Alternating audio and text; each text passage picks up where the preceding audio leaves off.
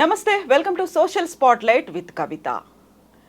మలయాళ film ఇండస్ట్రీలో ఒక కుదుపుతోంది హేమా కమిటీ రిపోర్ట్. కాస్టింగ్ కావచ్చు, మీటూ మూవ్మెంట్లకు సంబంధించి 2017లోనే కేరళ గవర్నమెంట్ ఒక కమిటీని ఫామ్ చేసింది. అది 2019లో రిపోర్ట్ ఇస్తే బయట ప్రపంచానికి ఈ మధ్య కాలంలోనే ఆ రిపోర్ట్లో ఏముంది అనేది వెల్లడైంది. ఇప్పుడు మెల్లిమెల్లిగా మలయాళ ఫిల్మ్ ఇండస్ట్రీకి సంబంధించి ఆ లోపల ఏం జరిగింది, కాస్టింగ్ కావచ్చు, మీటూ మూవ్మెంట్ అని అప్పుడు ఉన్నటువంటి బాధితులంతా బయటకు వస్తున్నారు. దీనికి మూల కారకులైనటువంటి పెద్ద పెద్ద ప్రొడ్యూసర్లు కావచ్చు, డైరెక్టర్లు కావచ్చు, సూపర్ స్టార్స్ కావచ్చు, వాళ్ళు కూడా మెల్లిగా కదిరి ఇప్పుడు మాట్లాడాల్సినటువంటి పరిస్థితి ఏర్పడింది. ఎందుకని ఇంతకాలం పట్టింది, ఎందుకని కేరళ గవర్నమెంట్ ఒక కమిటీని ఫామ్ చేయాల్సినటువంటి అవసరం ఏర్పడింది, ఇదే మాట్లాడుకోబోతున్నాం. మనతో పాటుగా ఉన్నారు ఫిల్మ్ క్రిటిక్ భరద్వాజ గారు. సార్ నమస్కారం. సార్, ఇప్పుడు మలయాళ ఫిల్మ్ ఇండస్ట్రీ అమ్మ, మన దగ్గర మా అన్నట్టు అక్కడ అమ్మ అన్నారు.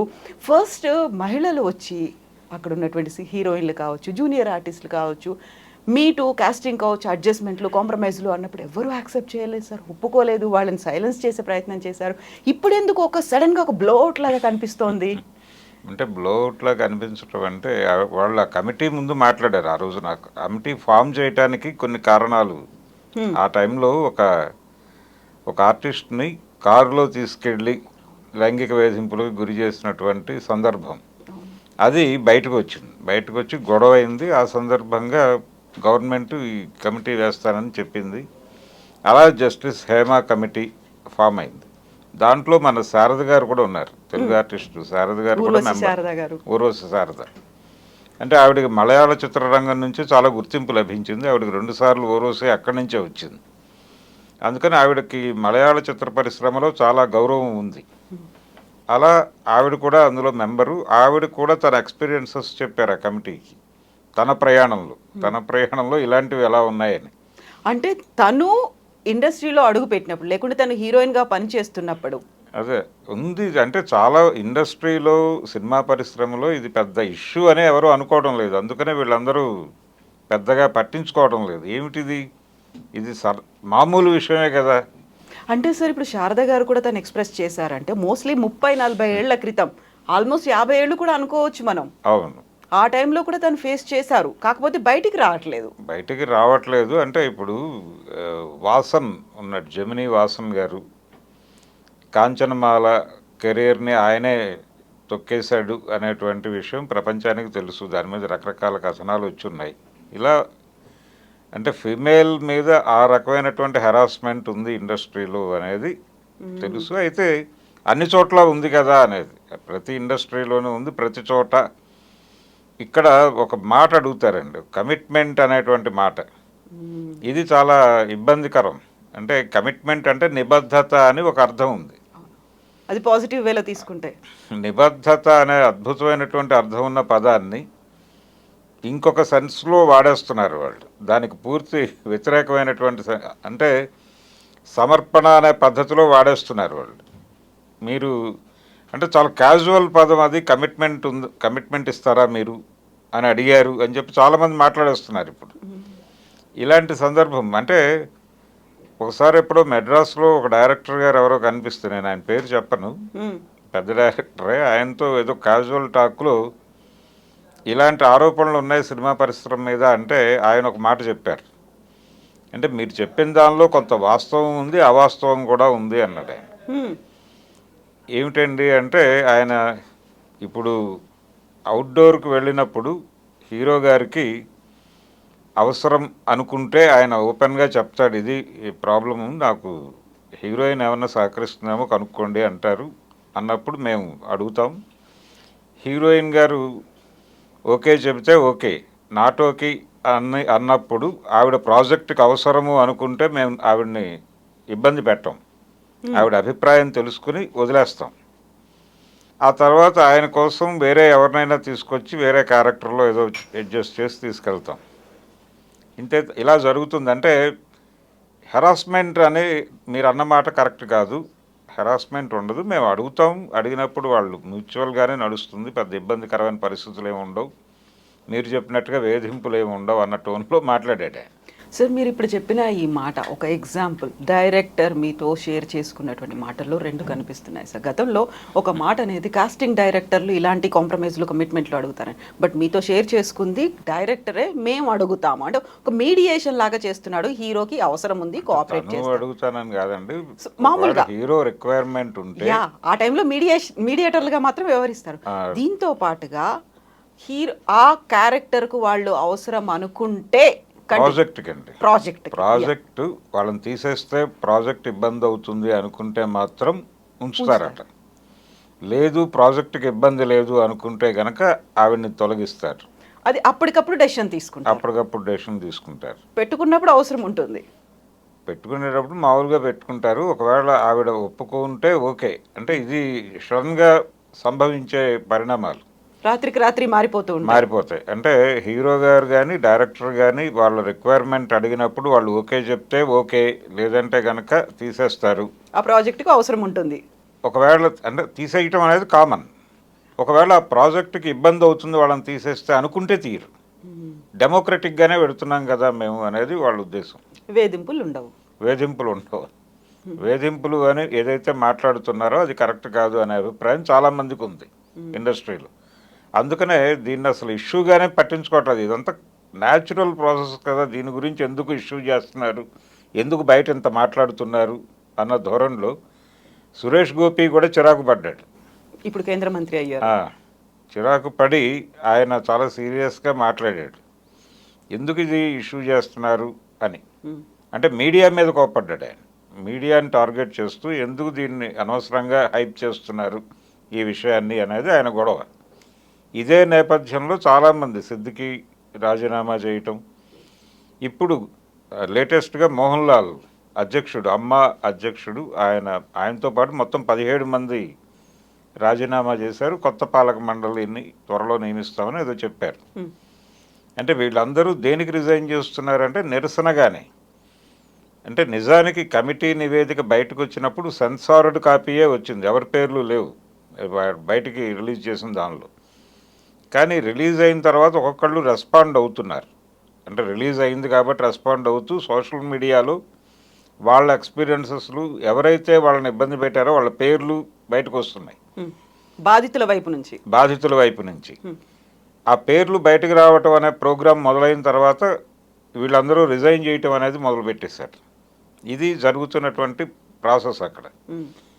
ఇక్కడైతే అసలు పెద్ద ఆర్టిస్టులు ఎవరూ స్పందించలేదు. ఆ రోజున 2018లో ఇక్కడ జరిగింది. 2018లో ఇక్కడ మీటూకి రెస్పాండ్ అవుతూ, అంటే హాలీవుడ్లో మొదలైనటువంటి ఒక ప్రోగ్రాం అది బాలీవుడ్కి వచ్చి నానా పటేకర్ మీద తనుశ్రీ దత్తా చేసిన కామెంట్స్, తర్వాత ఈ కాశ్మీర్ ఫైల్స్ డైరెక్టర్ ఉన్నాడు వివేక్ అగ్నిహోత్రి, అతని మీద కూడా కొన్ని ఆరోపణలు వచ్చినాయి. ఒక ఆర్టిస్ట్ అతని మీద కూడా ఆరోపణలు చేయటం, అతను ఖండించాడు దాన్ని. ఆ టైంలో ఇలా నడుస్తున్నటువంటి క్రమంలో ఇక్కడ కూడా మీటూ అనేదాన్ని ఆ ఉద్యమం తాలూకా ఛాయలు కనిపించినాయి. కొంతమంది ఓపెన్గా బయటకు వచ్చి ఛాంబర్ దగ్గర ఒక చిన్న ధర్నా లాంటి కార్యక్రమం చేశారు. అయితే పెద్ద ఆర్టిస్టులు ఎవరూ మాట్లాడలేదు. పెద్ద ఆర్టిస్టులు చాలా గుంభనగా అలాగే ఉన్నారు. కొంతమంది జూనియర్ ఆర్టిస్టులు వీళ్ళు మాట్లాడారు. మాట్లాడిన సందర్భంలో కొన్ని ప్రజా సంఘాలు, మహిళా సంఘాలు దాన్ని పట్టించుకుని, కొండవీటి సత్యవతి గారు ఇలాంటి వాళ్ళు, సజయ్ గారు, సంజయ్ గారు ఇలాంటి వాళ్ళు కొంతమంది పట్టించుకుని దీని మీద, అంటే అప్పటి సినిమాటోగ్రఫీ మినిస్టర్ తలసాని శ్రీనివాస యాదవ్ గారికి ఒక లెటర్ ఇచ్చారు. ఇచ్చి కోర్టులో కూడా ఒక బిల్ వేశారు. వేసి ఇక్కడ ఒక కమిటీని పెట్టి దాని నుంచి ఒక నివేదిక తీసుకుందామనే ప్రయత్నం జరిగింది. ఆ సందర్భంగా ఒక కమిటీని ఏర్పాటు చేశారు. మేము కేవలం ఆర్టిస్టుల వరకే కాదు, అన్ని ట్రేడ్స్లోనూ జరుగుతున్నటువంటి ఇలాంటి హెరాస్మెంట్ల మీద వారి అభిప్రాయాలు తీసుకుంటాము అన్న పద్ధతిలో వాళ్ళు అప్పుడు మాట్లాడారు. ఆ తర్వాత అదేమైందో ఎవరికి తెలియదు. వాళ్ళు నిజంగానే కమిటీలు వేశారా, సబ్ కమిటీలు వేసో ఇవన్నీ చెప్పారు. ఆ సబ్ కమిటీలు వేశారా, నివేదికలన్నీ వచ్చినాయి, మెయిన్ ఎవరి దగ్గరికి అయితే చేరాలో వాళ్ళ దగ్గరికి చేరినాయి ఛాంబర్కి అని చెప్తున్నారు. అక్కడి నుంచి హైకోర్టుకి వెళ్ళాయా లేకపోతే గవర్నమెంట్కి వెళ్ళాయా అనే దానికి సంబంధించి వివరణలు లేవు. ఆగిపోయింది. ఆ గొడవ అక్కడితో ప్రపంచం అంతా మర్చిపోయింది. సినిమాటోగ్రఫీ శాఖ అనే ఒకటి ఉంది మనకి. వాళ్ళు సీరియస్గా పట్టించుకోవాలి కదా. కార్మికుల వ్యవహారం చూడటం కూడా వాళ్ళ బాధ్యతల్లో ఒకటి. అంటే ఎలా తయారైందంటే సినిమాటోగ్రఫీ శాఖ అంటే టిక్కెట్ల పెంపుకి అనుమతి ఇవ్వటం, ఇలాంటి పనులు మాత్రమే షోస్ చేసే పెట్టడానికి, ఇలాంటి వాటికి మాత్రమే పరిమితమైనటువంటి శాఖగా మాట్లాడుతున్నారు. అది కాదు, వాళ్ళ పని చాలా ఉంది. ఇండస్ట్రీలో ఎవరైతే సఫర్ అవుతున్నారో వాళ్ళ గురించి, వాళ్ళ బాధలు తెలుసుకోవాల్సిన బాధ్యత ఉంది వాళ్ళకి. కాబట్టి ఇప్పుడు మొదలైంది ఇది. కేరళలో హేమ కమిటీ నివేదిక ఒక ప్రకంపనలు పుట్టించింది. దీనికి బెంగాల్ ఇండస్ట్రీ నుంచి కూడా రెస్పాన్స్ వచ్చింది. బెంగాలీ నటి ఒక ఆవిడ ఒక డైరెక్టర్ నన్ను ఇలా వేధిస్తున్నాడు అని ఈరోజు ట్వీట్ చేసింది ఆవిడ. ఇలా రకరకాల చోట్ల నుంచి రెస్పాన్స్ వస్తోంది. చిన్మయి శ్రీపాద రకరకాలుగా మాట్లాడింది ఆవిడ. ఇంతకుముందు చాలామంది మీద ఆరోపణలు చేశారు ఆవిడ. వేటి మీద ఏ రకమైనటువంటి విచారణలు జరగలేదు, ఎవరి మీద చర్యలు లేవు. ఇప్పుడు వీళ్ళందరూ రిజైన్ చేయటం, మోహన్ లాల్ వీళ్ళందరూ 17 మంది రిజైన్ చేయటం, అసలు టోటల్గా కమిటీని తీసేయటం, కొత్త కమిటీ వేస్తామని చెప్పడం, ఇది నిరసనగా చేస్తున్నారు వాళ్ళు. అది సంఘీభావం కాదు, సంఘీభావం కాదు. ఎందుకు దీన్ని అనవసరమైన చేసినట్ట చేయనట్ట సార్, దాన్ని ఎలా చూడొచ్చు రిజిగ్నేషన్స్ని? వాళ్ళు యాక్సెప్ట్ చేస్తున్నట్టు కానీ చేయనట్టు కానీ ఏది మాట్లాడకుండా రిజైన్ చేస్తున్నారండి. ఏ రకమైన క్లారిఫికేషన్స్ లేవు వాళ్ళ దగ్గర నుంచి. రిజైన్ చేస్తున్నాం అంటున్నారు అంతే. ఒక రకంగా నిరసనగానే చూడాలి. ఏమిటిది, ఇలా టార్గెట్ చేసి అందరినీ రోడ్డు మీద లాగుతారా అంటే ఇంటి గుట్టు రచ్చకీడుస్తున్నారు అన్న టోన్లో తయారైంది పరిస్థితి. అందుకని ఈ మాట్లాడుతున్న వాళ్ళందరినీ ఇన్ఫార్మర్లుగా చూస్తున్నారు వాళ్ళు. ఒక ఆర్టిస్ట్ ఆవిడ ఓపెన్గా ట్విట్టర్లో మాట్లాడారు, వీళ్ళ వేధింపులు తట్టుకోలేక నేను కేరళ నుంచి పారిపోయి మెడ్రాస్ చేరాను అని. ఇవన్నీ ఇప్పుడు చర్చకు వస్తున్నాయి, సోషల్ మీడియాలో మాట్లాడుతున్నారు. అంటే కంపారిజన్ చేస్తే అన్ని చోట్ల ఉంది, ఇది ప్రతి చోట ఉంది. మీ మీడియాలో లేదా అని కూడా మాట్లాడుతున్నారు. మీడియాలో ఉండొచ్చు, అన్ని చోట్ల లేదు అని ఎవరు అనటం లేదు, ఉంది అనే ప్రతి చోట రకరకాల ఆరోపణలు ఉన్నాయి. అయితే ఇక్కడ స్పెసిఫిక్గా జరిగిన దాని మీద మీరు తీసుకుంటున్నటువంటి చర్యలు ఏమిటి? మీ దగ్గర బాడీస్ ఉన్నాయి, చాలా సంఘాలు ఉన్నాయి. ఈ సంఘాలన్నింటినీ కలిపి ఒక ఫెడరేషన్ ఉంది అక్కడ. మీ వైపు నుంచి జరిగినటువంటి, మీ దగ్గరికి వచ్చినటువంటి కంప్లైంట్స్ మీద మీరు తీసుకున్న చర్యలు ఏమిటి? ఆ రోజున అంటే 2018లో మొదలైంది గొడవ ఇక్కడ. అక్కడ 2017లో ఇన్సిడెంట్, ఇక్కడ 2018లో ఇన్సిడెంట్. ఇక్కడ నిరసన, అక్కడ ఇన్సిడెంట్ జరిగింది. దాని మీద అప్పుడు కమిటీ వేస్తే 2019లో వాళ్ళు నివేదికిస్తే ఇప్పుడు బయటకు వచ్చింది. అక్కడ ఇప్పుడు బయటకు చూపించారు. ఇక్కడ అసలు కమిటీ పెట్టారా, సబ్ కమిటీలు పెట్టామన్నారు. ఆ నివేదికలు ఏమైపోయినాయో తెలియదు. అవి కోర్టుకి ఇచ్చారా, ఆ రోజున కోర్టులో వేశారు. వేసిన తర్వాత వీళ్ళు ఫాలోఅప్ చేయడానికి కూడా అవకాశం దొరకలేదు. అక్కడ ప్రజా సంఘాల వాళ్ళు వెళ్ళి అడగటానికి అక్కడ ఎవరిని అడగాలో అర్థం కాని పరిస్థితి ఇండస్ట్రీలో. ఇలాంటి ఒక గందరగోళం ఉంది. ఈ నేపథ్యంలో నేనేం కోరుతున్నానంటే, ఇప్పుడు ఈ కేరళ ఇన్సిడెంట్ నేపథ్యంలో ఒక్కసారి ఆ పాత విషయాలన్నీ తడుముతూ ఇక్కడున్న సినిమాటోగ్రఫీ మంత్రి గారు పట్టించుకుని, విక్రమార్క గారు పట్టించుకుని ఒక్కసారి సినిమా పెద్దల్ని పిలిచి, బాబు ఆ రోజున మీరు ఏదైతే కమిటీలను వేశారో అవి నివేదికలు వచ్చాయా, వస్తే వాటిని ఏం చేశారు, కోర్టుకు పంపించారా, ఏం చేశారు, దాని మీద ఏమైనా చర్యలు ఉన్నాయా అని ఒక్కసారి ఆ పాత ఫైల్ దుమ్ము దులిపితే కొంత ఉపశమనం ఉంటుంది. అంటే ప్రతి చోట బూజు దులపాల్సినటువంటి అవసరం ఉంది. ఇది అన్ని చోట్ల ఉంది, ఒక కేరళలో మాత్రమే కాదు, ప్రతి చోట ఉంది. ఇప్పుడు కేరళలో జరుగుతున్న దాన్ని ఇప్పుడు ఎందుకు టాలీవుడ్కు పూసి మాట్లాడుతున్నారు అనే మాట వస్తుంది. ఇక్కడ అలాంటి ఇన్సిడెంట్స్ కానీ కంప్లైంట్స్ కానీ ఈ మధ్య కాలంలో రాలేదు కదా అని ఒక క్వశ్చన్ వస్తుంది. రాలేదు అనేది ఉంది, కానీ చాలామంది ఇంటర్వ్యూస్లో మాట్లాడుతున్నారు. అంటే ఈ మధ్య కాలంలో ఒక ఆర్టిస్ట్, ఒక ఆవిడ ఒక యూట్యూబ్ ఛానల్కి ఇచ్చినటువంటి ఇంటర్వ్యూలో ఈ తలుపులు కొట్టడం అనే కల్చర్ గురించి మాట్లాడారు.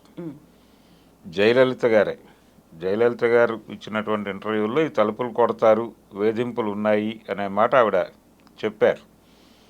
అలాగే సీనియర్ ఆర్టిస్ట్ అన్నపూర్ణ గారు కూడా ఒక ఇంటర్వ్యూలో అడ్మిట్ చేశారు, ఇలాంటివి జరుగుతాయి అని ఆవిడ చాలా లోపాయికారిగా అంగీకరించారు. అదే చాలామంది దీన్ని ఇదేదో విడిగా ఒక ఇష్యూగా చూడటం లేదు, దీన్ని వేధింపుగా అనుకోవడం లేదు, ఇది ఒక ప్రాసెస్గా చూస్తున్నారు. ఇదేదో జనరల్గా జరిగేటువంటి కార్యక్రమం కింద చూస్తున్నారు తప్ప దీన్ని ఎవరు ఇష్యూగా మాట్లాడుకోవడం లేదు. ఇది సరికొత్తగా జరుగుతోంది ఏం కాదు కదా, ఎప్పటి నుంచో ఉంది, సిన్స్ ఏజెస్ కంటిన్యూ అవుతోంది, అంతే అంతే. జనరలైజ్ ఇది సాంప్రదాయంలో భాగంగా మారింది, సాంప్రదాయమే, ఇదొక సాంప్రదాయం అన్నట్టుగా తయారైంది. ఇందులో తప్పే ఉంది, ఇది ప్రకృతి ధర్మము అన్న లెవెల్లో కూడా మాట్లాడే ప్రమాదం కనిపిస్తుంది ఇప్పుడు ఎవరైనా గట్టిగా మాట్లాడితే. అందుకని ఇప్పుడు కొంచెం సీరియస్గా పట్టించుకుని కాంగ్రెస్ ప్రభుత్వం ఎలాగూ కూల్చివేతలు హడావిడి చేస్తోంది కాబట్టి ఈ వేడిలోనే ఇది కూడా ఒక్కసారి సినిమా పరిశ్రమకు సంబంధించి ఆ పాత ఫైల్స్ ఏమైనాయి అనేది ఒక్కసారి పరిశీలి చేయగలిగితే ఈ కేరళకు సంబంధించినటువంటి గొడవ ఇక్కడ కూడా ప్రకంపనలు నెమ్మదిగా మొదలవుతాయి. అంటే బెంగాల్ నుంచి మొదలైంది కాబట్టి ఇక్కడ కూడా ఎవరో ఒకళ్ళు నోరు తెరిచి మాట్లాడటం జరుగుతుంది. ఆ రోజుల్లో ప్రజా సంఘాలు మాత్రం సీరియస్గా పట్టించుకున్నాయి. ఇప్పుడు మళ్ళీ తిరిగి వాళ్ళందరూ ఒక్కసారి వాళ్ళు కూడా యాక్టివేట్ అయ్యి ఇప్పుడు ఈ కాంటెక్స్ట్లో మళ్ళీ వాళ్ళందరూ రీఆర్గనైజ్ అయ్యి వాళ్ళు కూడా వెళ్ళి ఒకసారి అడిగితే బాగుంటుంది. ఛాంబర్ పెద్దల్ని అడగాలి, అలాగే సినిమాటోగ్రఫీ మంత్రి గారిని కూడా ఒకసారి కలిసి ఒక విజ్ఞప్తి ఇచ్చి, బాబు ఇది ఒకసారి చూడండి, ఈ ఫైల్ ఏమైందో చూడండి, మీకు కేవలం టిక్కెట్ల రేట్లు పెంచటము ఇలాంటి కార్యక్రమాలే కాదు, ఇవి కూడా చూడాల్సిన బాధ్యత ఒకటి ఉంది మీకు అని గుర్తు చేయాల్సిన అవసరం ఉంది. అది జరిగితే తప్ప ఇక్కడ గొడవ తీరదు. కానీ ఇక్కడ కూడా ఉంది, ఈ రోజుకి ఉంది, అది ఎప్పటి నుంచో ఉంది, అది ఉంటుంది, కంటిన్యూ అవ్వకుండా ఉంటే ఏం చేయాలి అంటే దానికి ఏం చేయాలి అనే దాని మీద మంచు లక్ష్మి గారు ఒక మాట అన్నారు ఈ మధ్య. అంటే నేను పూర్తిగా స్టడీ చేయలేదు కేరళకు సంబంధించిన వ్యవహారం అని చెబుతూనే నో చెబితే అయిపోతుంది కదా అన్నారు ఆవిడ. జస్ట్ సే నో అన్నారు ఆవిడ. మీరు నో చెప్పే పరిస్థితి లేకపోతే ఏమిటి పరిస్థితి అనేది ప్రశ్న. అందరూ నో చెప్పగలరా అంటే ఒక కార్నర్ చేసిన తర్వాత నో చెప్పే పరిస్థితి ఉంటుందా? ఆ కల్చరు, దానికి సంబంధించినటువంటి ఇతర విషయాలు అవన్నీ అంటే ఒక రకమైనటువంటి భూస్వామ్య వ్యవస్థలాగా ఒక కార్మికుడిని దోచుకోవటమే నా పని అని పెట్టుబడిదారుడు ఎలాగైతే అనుకుంటాడో అలాగే మహిళలను వేధించడం సహజంగా జరిగేటువంటి ప్రక్రియ అని అనుకుంటే పురుషుడు, ఆ పరిస్థితి పరిశ్రమలో ఉంది అనుకుంటే దాన్ని యాక్సెప్ట్ చేయగలరా ఎవరైనా ఓపెన్ డిబేట్లో? అవునండి, ఒక పురుషుడు ఒక స్త్రీ అడిగితే తప్పే ఉంది అని కనుక బలంగా ఆర్గ్యూ చేయగలరా ఓపెన్ డయాస్ మీద? చేసే పరిస్థితి ఉందా? అది చేయరు, మళ్ళీ హిపోక్రసీ వస్తుంది, వీళ్ళు చాలా విలువలు అవి అన్నీ మాట్లాడేస్తారు. కానీ ఈ విషయం దగ్గరికి వచ్చేసరికి మళ్ళీ చాలా గుంబనగా లోపల మాట్లాడుకోవాలి. అదేదో చిరంజీవి గారు ఆ మధ్య ఎక్కడో మా మీటింగ్లోనే అన్నారు, మంచి మైక్లో మాట్లాడండి, చెడు చెవిలో మాట్లాడండి అని. అలాంటి సిద్ధాంతాలు చెప్పేస్తారు. అందుకని టాలీవుడ్లో కూడా ఉంది ఇది, బాలీవుడ్లో ఉంది. ఆవిడ తనుశ్రీ దత్తా గారు ఆ రోజుల్లో ఒక ప్రకంపన పుట్టించారు, ఆవిడ మీద కూడా రకరకాల విమర్శలు వచ్చినాయి. ఆవిడ తన ఇమేజ్ పెంచుకోవడానికి ఎవరినో కార్నర్ చేయడానికి నానా పాటేకర్ని ఆవిడ టార్గెట్ చేశారు అని ఆవిడ మీద విమర్శలు వచ్చినాయి. ఆవిడ కూడా ఇక్కడ యాక్ట్ చేసి వెళ్ళారు తెలుగులో. ఇలా ఈ హీరోయిన్స్ విషయంలో ఘర్షణలు పడ్డ హీరోల కథలు కూడా సర్క్యులేషన్లోకి వచ్చినాయి ఇక్కడే టాలీవుడ్లోనే. ఇలా అనేక కథలు రకరకాల ప్రచారాలు ఉన్న సందర్భం ఉంది. కొన్నిట్లో కొన్ని వాస్తవాలు ఉండొచ్చు, కొన్ని అవాస్తవాలు కూడా కలగలిసి ఉంటాయి దానిలో రూమర్గా బయటకు వచ్చినప్పుడు. వీటిని నిజాలేమిటి దీనిలో అనేది నిగ్గు తేల్చి వాళ్ళతో మాట్లాడాల్సిన అవసరం ఉంది. దీనికి ఒక కమిటీ వేయాలి. ప్రతి ఒక్కరూ వారి ప్రాబ్లంని వెళ్ళి అక్కడ చెప్పుకోగలిగినటువంటి పరిస్థితి ఉండాలి, ఒక విండో ఉండాలి. ఉండి ఇలాంటి వేధింపుకి గురైనప్పుడు వాళ్ళు వెళ్ళి అక్కడ చెప్పుకుంటే వాళ్ళు ఏదైనా చర్య తీసుకునేటువంటి పరిస్థితి ఉండాలి. షీ టీమ్స్ ఇవన్నీ పెట్టారు, ఓకే, కానీ ఇండస్ట్రీలో షూటింగులు జరుగుతున్న ప్రాంతంలో ఏంటి పరిస్థితి అనేది ఎవరికీ తెలియదు. ఏం జరుగుతోంది ఇప్పుడు ఎవరి కంపార్ట్మెంట్ వాళ్ళది అయిపోయింది, ఎవరి కార్వాన్ వాళ్ళది అయిపోయింది. ఆ కార్వాన్లోకి ఎవరికి ఎంట్రీ ఉండదు, లోపల ఏం జరుగుతుందో ప్రపంచానికి తెలియదు. ఇలాంటి కండిషన్లో పురుషాధిక్యత అనేది ఎలా పనిచేస్తోంది సినిమా ఇండస్ట్రీలో అనే దాని మీద ఒక చెక్ ఉండాల్సినటువంటి అవసరం అయితే ఉంది. దాని మీద ఏదైనా చర్య తీసుకోగలిగితే సినిమాటోగ్రఫీ మంత్రి గారు అది ఒక మేలు చేసిన వాడు అవుతాడు ఆయన. సో ఇప్పుడు మలయాళ ఫిల్మ్ ఇండస్ట్రీకి సంబంధించి ఒక జస్టిస్ హేమా కమిటీని ఏర్పాటు చేసింది ప్రభుత్వం. ఇప్పుడు ప్రభుత్వానికి నివేదిక అందించిన తర్వాత అమ్మ కదులుతోంది, రాజీనామాలు చేస్తున్నారు, ఇవన్నీ అవుతున్నారు. అసలు అక్కడ తప్పు జరిగింది అని యాక్సెప్ట్ చేశారా అంటే లేదు, రిపోర్ట్ మాత్రం బయటకు వచ్చింది. బాధితులేమో మాట్లాడుతున్నారు. ఆ తర్వాత ఎవరైతే దీనికి చేశారో వాళ్ళు రాజీనామాలు చేసి వెళ్ళిపోతున్నారా, అసలు యాక్సెప్ట్ చేస్తున్నారా లేదు, ఇంతకాలం సైలెంట్గా ఉన్నారు, ఇప్పుడు మాత్రం వేరే చోట జరగట్లేవా అని చెప్తున్నారు. అసలు ఒరిజినల్గా న్యాయం అనేది జరుగుతుందా సార్ అక్కడ? లేదండి, లేదు. అంటే న్యాయం ఏం జరగదు, ఒక సెటిల్మెంట్ జరుగుతుంది. ఇప్పుడు మేము సినిమాలు మానేస్తాం అనే దాకా వెళ్ళిపోతారేమో వీళ్ళ నిరసన రూపం అన్నట్టు కనిపిస్తుంది అక్కడ. మేము సినిమాలు చేయటం మానేస్తాం, ఇండస్ట్రీ ఏమైపోతుందో చూసుకోండి అని ఈ రిజైన్ చేసినటువంటి ప్రముఖులందరూ అంటే అప్పుడు వెళ్ళి మేము ఏదో పద్ధతిలో సెటిల్ చేస్తాం, మీరు కోపం తెచ్చుకోకండి అని మాట్లాడతారు. ఇది కూడా అహంభావపూరిత ధోరణి. అంటే మేము శాసిస్తున్నాం పరిశ్రమని అనే ధోరణి. ఇక్కడ కూడా ఆ పరిస్థితి వస్తే అదే మాట్లాడతారు. మన హీరోలు కూడా అదే మాట్లాడతారు నిర్మోహమాటంగా.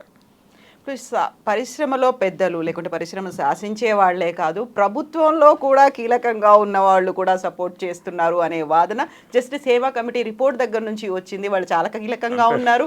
ఈ వేధింపులు రకరకాలుగా ఉంటాయండి, రకరకాల వేధింపులు ఉంటాయి. సీనియర్ ఆర్టిస్ట్ జమున గారు, ఆవిడ మీద ఒక 3 సంవత్సరాలు ఇద్దరు అగ్రనటులు బ్యాన్ పెట్టారు. బ్యాన్ పెట్టి అంటే ఆవిడ మీద ఎలిగేషన్ ఏంటంటే బయటికి మాట్లాడిన ఎలిగేషను, ఆవిడ పెద్ద హీరోలకి గౌరవం ఇవ్వరు, కాలు మీద కాలేసుకుని కూర్చుంటారు, పొగరెక్కువ, కాలు మీద కాలేసుకుని కూర్చుంటారు, లేచి నిలబడరు, ఏ గౌరవం ఇవ్వరు, ఇలాంటి ధోరణి ఉంది ఆవిడికి అనేది కంప్లైంట్. ఇది ఈ కంప్లైంట్ రైజ్ చేసింది అక్కినేని నాగేశ్వరరావు గారు. అయితే కేవలం ఈ కంప్లైంట్ల వల్లనే బ్యాన్ చేశారా అంటే దాని వెనకాల రకరకాల కథలు ప్రచారంలో ఉన్నాయి ఇండస్ట్రీలో, వాళ్ళిద్దరి మధ్య ఏం జరిగింది అనే దానికి సంబంధించి. అయితే బయటకు వచ్చిన రీజన్ వాళ్ళు చెప్పుకున్న రీజన్ అయితే ఇదే. ఆయన వెళ్ళి రామారావు గారిని కన్విన్స్ చేసి ఈ పరిస్థితిలో ఉన్నటువంటి హీరోయిన్తో మనం ఎలా సినిమాలు చేస్తామని చెప్పి ఆయనతో కూడా బ్యాన్ పెట్టించాడు. గుండమ్మ కథ టైంలో దాన్ని మళ్ళీ లిఫ్ట్ చేశారు వాళ్ళ ప్రమేయంతో. చక్రపాణి గారు, కేవీ రెడ్డి గారు కల్పించుకుని ఇలా చేయటం ఏమిటి అని చెప్పి మళ్ళీ ఆ సినిమాలో నాగేశ్వరరావుని జమునని వీళ్ళిద్దరిని పేరు చేసి ఆ తర్వాత గులేబక్క వాళ్ళ కథ వీటిలో రామారావు గారి పక్కన చేశారు ఆవిడ. అంటే అప్పుడు కూడా ఆయన అడిగాడట, నేను మా సినిమాలో తీసుకోవచ్చా అని రామారావు గారు అడిగితే, అసలు బ్యాన్ పెట్టడం ఏమిటి, అసలు ఏమనుకుంటున్నారు మీరు అని వాళ్ళు మళ్ళీ కోపడిన తర్వాత ఆయన గులేబక్క వాళ్ళ కథలో తీసుకున్నారు. అదే ముందు రిలీజ్ అయింది గుండమ్మ కథ కంటే కూడా. ఈ పరిస్థితి ఫిమేల్ ఆర్టిస్టులు ఎదుర్కొంటూనే ఉన్నారు తరతరాలుగా. కాకపోతే అందరూ వాయిస్ రైజ్ చేయలేదు. అది కేవలం లైంగిక వేధింపుగానే ఉండకపోవచ్చు, ఏ రకమైనటువంటి వేధింపు అయినా అది కూడా పురుషాధిక్యతే. ఎందుకు రెస్పాండ్ అవ్వలేదంటే హీరో వచ్చినప్పుడు ఎందుకు లేచి నిలబడాలి, ఇద్దరూ ఆర్టిస్టులే కదా, మామూలుగా హలో అంటే హలో అనుకుంటారు, అంతవరకే. గౌరవాలు ఇచ్చిపుచ్చుకోవటం అనేది ఎందుకు ఇష్యూగా మారుస్తున్నారు అనేది, ఇలా రకరకాలుగా ఉంటాయి వేధింపులు.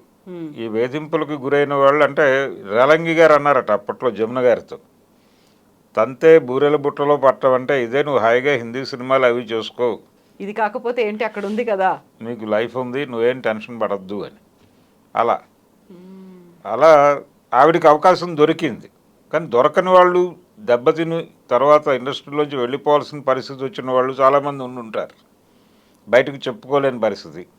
చెప్పుకోవడానికి ట్రై చేసినా ఇది సహజం అమ్మ, జరుగుతూ ఉంటుంది, ఇవన్నీ పట్టించుకోకూడదు అంటే కొనసాగితే కొనసాగటం, లేదంటే వెళ్ళిపోవడం, ఇంతకుమించి వేరే ఆప్షన్ లేదు అనే పరిస్థితి ఉంటే ఎవరు మాత్రం ఏం చేయగలరండి అక్కడ. అంటే ఒక బాడీని ఎగ్జిక్యూట్ ఎందుకు చేయలేకపోయారు వీళ్ళు ఇప్పటిదాకా, ఇలాంటిది ఉంది అని తెలిసినప్పుడు చెప్పుకోవడానికి ఒక కమిటీని వేయాలి కదా. మీరు వచ్చి ఈ విషయం ఫలానా వ్యక్తికి చెప్పుకోవచ్చు మీ సమస్యని అని ఒక బాడీని అక్కడ పెడితే వాళ్ళు వచ్చి చెప్పుకుంటారు. వాళ్ళు పిలిచి మాట్లాడేటువంటి అవకాశం కల్పించాలి. అట్లా ఒక చర్య తీసుకోకపోతే ఎలాగా? అంత గొడవ జరిగిన తర్వాత ఆ రోజున దాన్ని మళ్ళీ మర్చిపోయింది ప్రపంచం అంతా. ఇప్పుడు ఈ కాంట్రాక్ట్స్లో మళ్ళీ దానికి కొంచెం ఊపిరి వస్తుంది.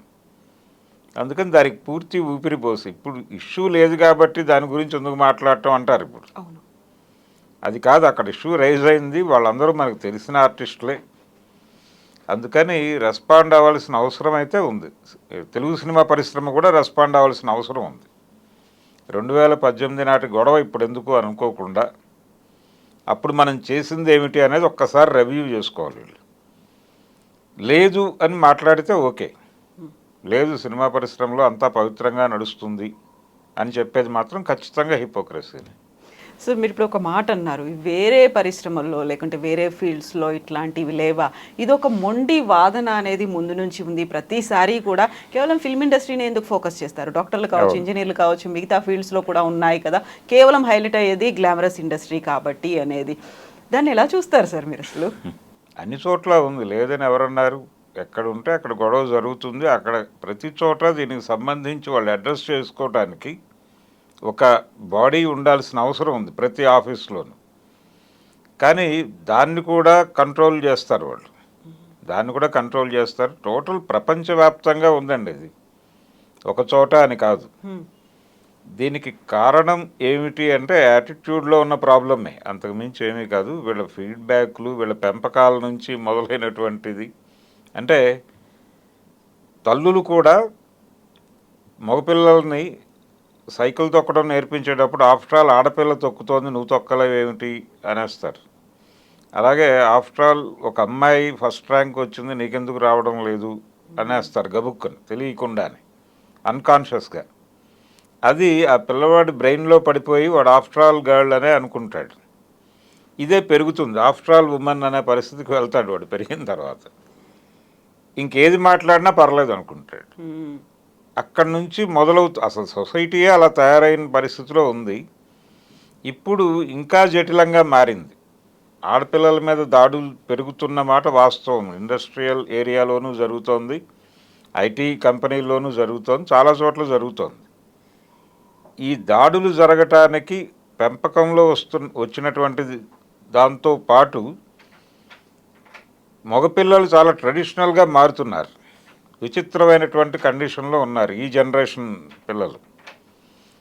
ఈ జనరేషన్ పిల్లల్లో చాలామంది పిల్లలు చాలా అటువైపు టర్న్ అయిపోతున్నారు. సాంప్రదాయంగా అసలు ఆడపిల్ల ఎలా ఉండాలి, అలా ఉండటం లేదేమిటి అని వీళ్ళు అలా రూల్ చేసేటువంటి ప్రయత్నం చేస్తున్నారు.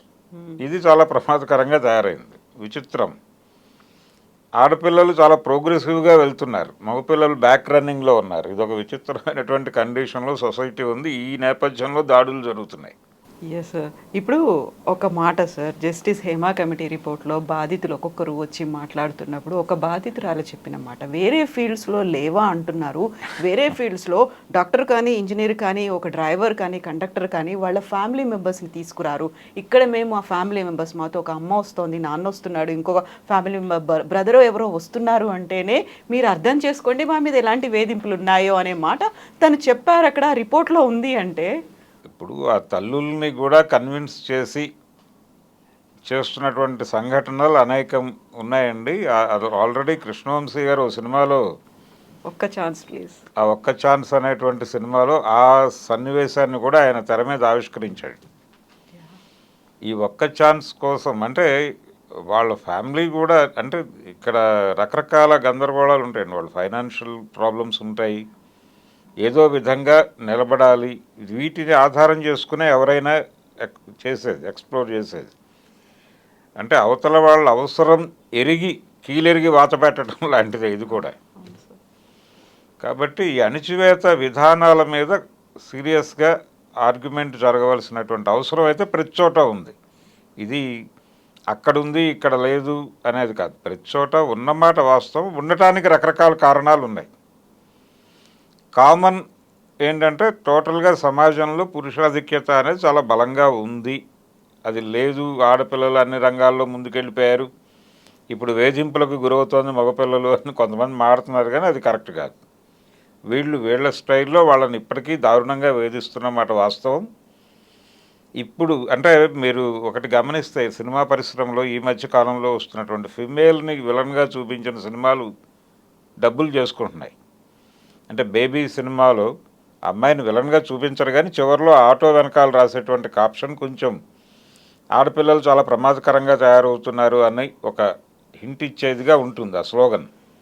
అది మెయిల్ యూత్ కనెక్ట్ అయింది. ఆ సినిమా థియేటర్కి వెళ్ళి టికెట్లు కొన్నదంతా మెయిల్ యూతే, ఆడపిల్లలు వెళ్ళలేదు ఆ సినిమాకి. నేను 3-4 థియేటర్స్ అబ్జర్వ్ చేశాను వెళ్ళి.